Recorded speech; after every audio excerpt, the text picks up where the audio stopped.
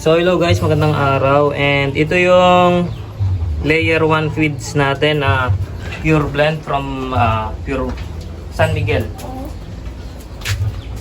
So San Miguel Corporation yung ano nito, yung manufacturer, and yung brand niya is Pure Blend. So yan, layer 1 feeds para sa ating mga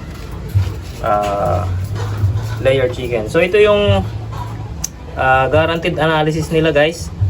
Crude protein 17% minimum.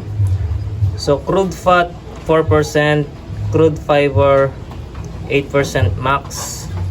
So maximum na yung fiber. So calcium niya 3.8 to 4.20%. Phosphorus 0.55% minimum. So moisture niya is 12%. Yung maximum na siya guys.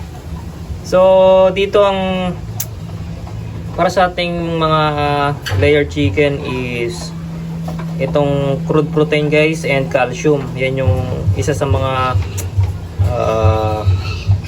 need nating tingnan sa formulation niya.